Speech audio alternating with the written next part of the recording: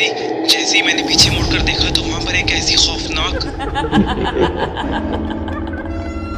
Welcome to my channel खौफ की आवाज़। अस्सलामुअलैकुम my YouTube family, welcome back to my channel खौफ की आवाज़। उम्मीद है दोस्तों कि आप सब लोग खैरियत से होंगे और अपने अपने घरों में सही सलामत होंगे। अल्लाह पाक हम सब को शैतानी मखलूक़ात के शर से महफूज रखें, आमीन सुम आमीन। अगर आप में से कोई मेरे चैनल पर नया है तो मेरे चैनल को सब्सक्राइब कर दें और साथ ही साथ नोटिफिकेशन बेल के बटन को भी दबा दें ताकि आने वाली हर नई खौफनाक कहानी की वीडियो आप लोगों तक पहुंच सके। तो बढ़ते हैं आज की कहानी की तरफ। आज की इस वीडियो में एक और खौफनाक कहानी आप लोगों की पेश नज़र है। हम कराची के इलाके ग्रीन टाउन में रहते थे। हमारा मकान 3 मंजिला था। सबसे नीचे वाली मंजिल पर किराएदार थे।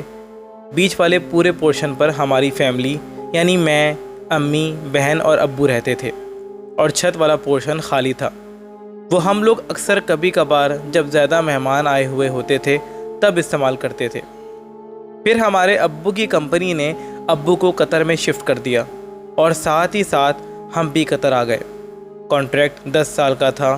तभी हमने फ़ैसला किया था कि हम बीच वाले पोर्शन को भी किराए पर चढ़ा देंगे ताकि आमदनी आती रहे। ऊपर वाला पोर्शन बंद कर देंगे, कभी आए भी तो वहाँ रह लेंगे। तकरीबन 3 साल पहले अब्बू की तबीयत काफ़ी ख़राब हो गई तो हमने पाकिस्तान वापस आने का फ़ैसला किया। हमने आने से पहले ही बीच वाला पोर्शन खाली करवा लिया था क्योंकि अब्बू ज़्यादा सीढ़ियाँ नहीं चढ़ सकते थे। अब ऊपर वाले पोर्शन को तो बंद हुए हुए 4 साल हो गए थे। बीच वाले पोर्शन जिसमें किराएदार को खाली करवाया था वो तो साफ़ था, मगर छत वाला पोर्शन 4 साल बंद रहने की वजह से मिट्टी मिट्टी हो गया था। ऊपर वाले पोर्शन में 2 कमरे थे, सामने सहन था और सहन के बिल्कुल आगे कोने की तरफ एक स्टोर था और दूसरी तरफ एक वॉशरूम बना हुआ था। किचन की स्लेब भी लगी हुई थी मगर कभी इस्तेमाल नहीं हुआ था। पूरा हफ्ता लगवा कर हमने छत वाला फ्लोर भी साफ़ करवा लिया था ताकि एमरजेंसी में चलो वो भी यूज़ हो सके। मगर हमें क्या पता था कि वो इस्तेमाल करने से पहले ही किसी और के इस्तेमाल में है।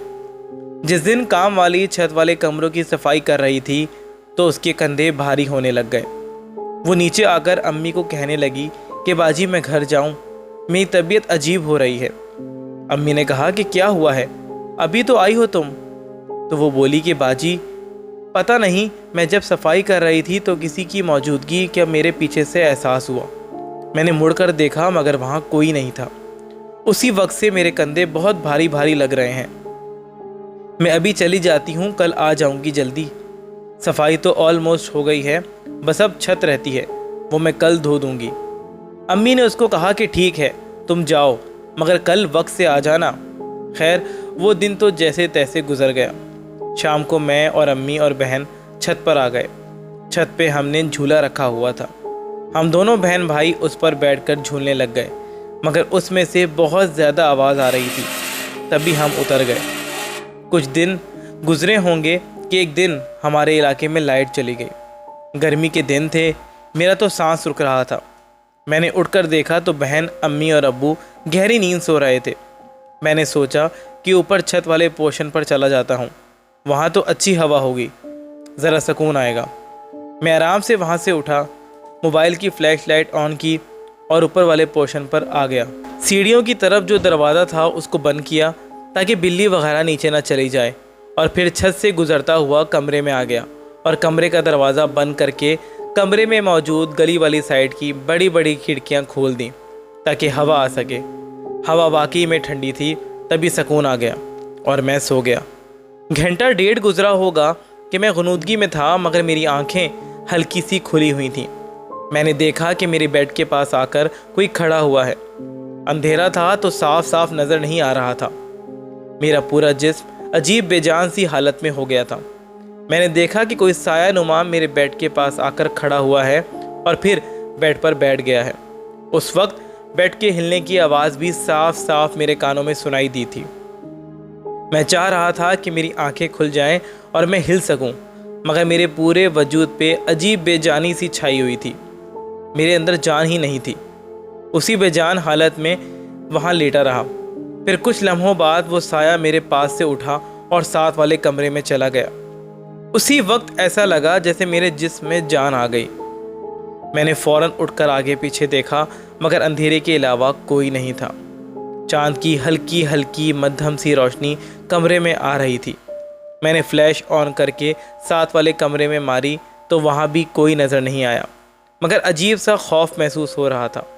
خیر، میں نے پھر سے لیٹنے کا فیصلہ کیا۔ ابھی میں پوری طرح سویا بھی نہیں تھا کہ مجھے باہر چھت میں سے جھولے کے ہلنے کی آوازیں آنا شروع ہو گئیں، جیسے کوئی اس پر بیٹھا ہوا جھولا لے رہا ہو۔ میں ڈر کے فوراً اٹھ گیا۔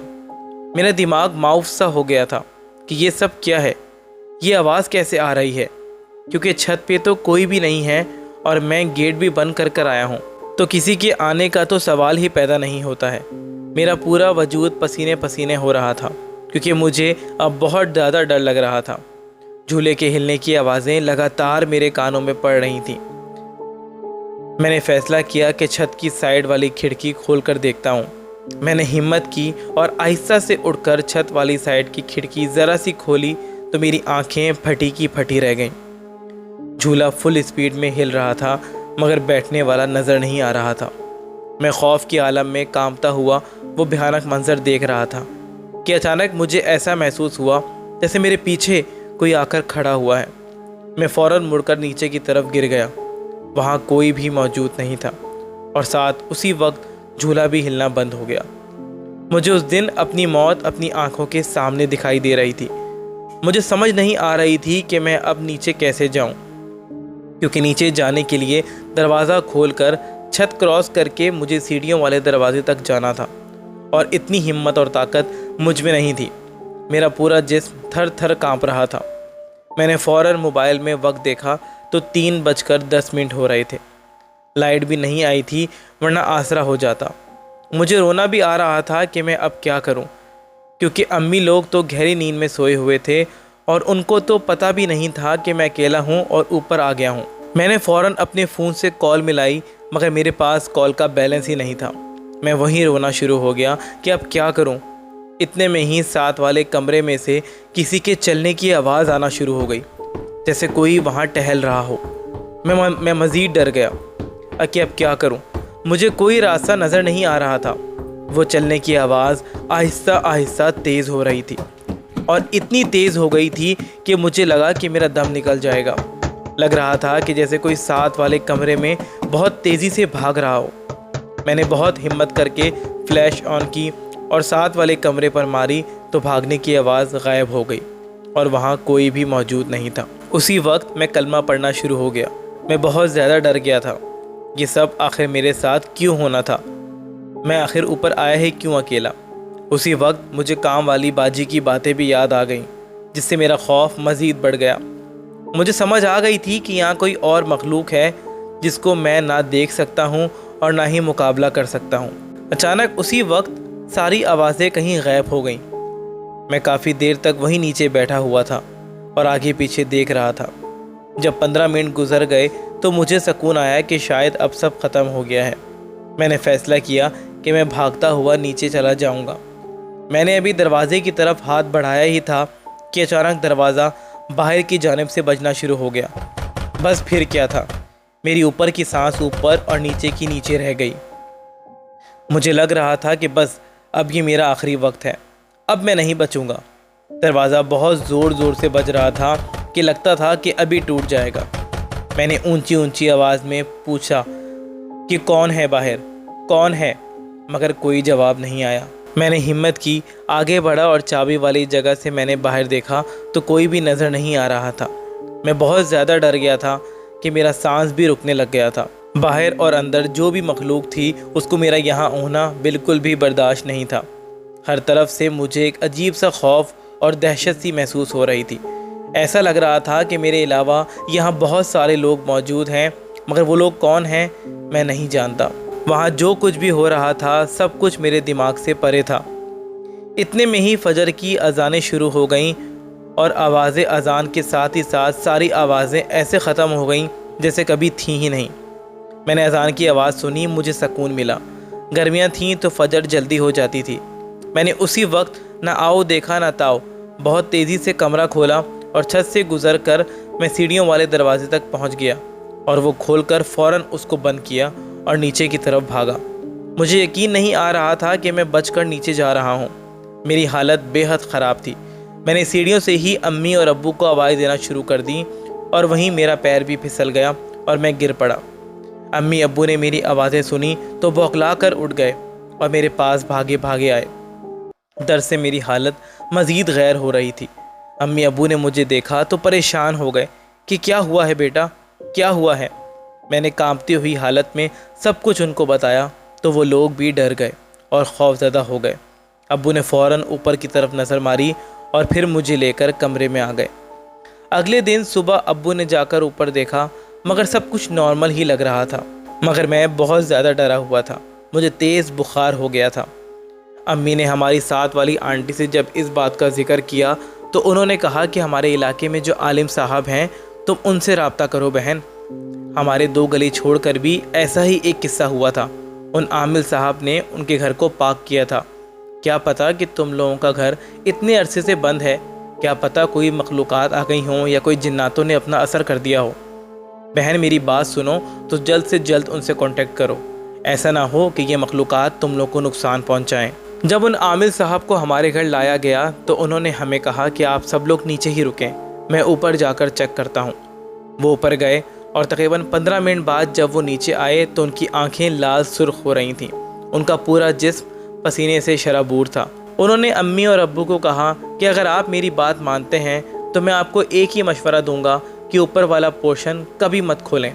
ऊपर बेहद ख़तरनाक किस्म के जिन्नात अपना कब्ज़ा कर चुके हैं और वो किसी भी इंसान को वहाँ रहने नहीं देंगे। वो आपको जानी नुकसान भी पहुँचा सकते हैं।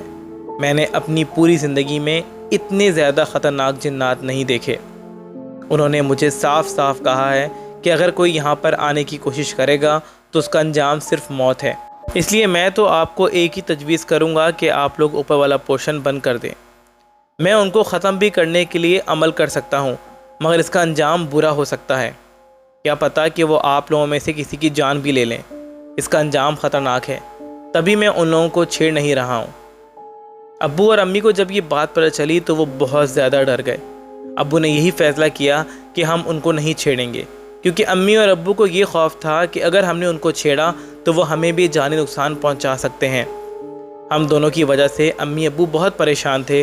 तब भी अब्बू ने हमेशा हमेशा के लिए छत को ताला लगा दिया। आज हमें उस घर में रहते हुए 8 साल हो गए हैं और हमने ऊपर वाले पोर्शन से बहुत भयानक किस्म की आवाज़ें भी सुनी हैं। कभी कभी तो ऐसा लगता है कि ऊपर कोई बैन कर रहा है, कोई बहुत सारे लोग मिलकर रो रहे हैं या हंस रहे हैं। कभी ऊपर से भागने की आवाज़ इतनी तेज़ आती है कि हमारे फ्लोर तक पता चलता है कि ऊपर कोई भाग रहा है। इसके अलावा भी और बहुत सारी चीज़ें हैं जो ऊपर वाले पोर्शन से महसूस होती हैं, मगर अब हमें आदत हो चुकी है और हम उस दिन के बाद से दोबारा कभी भी ऊपर नहीं गए हैं।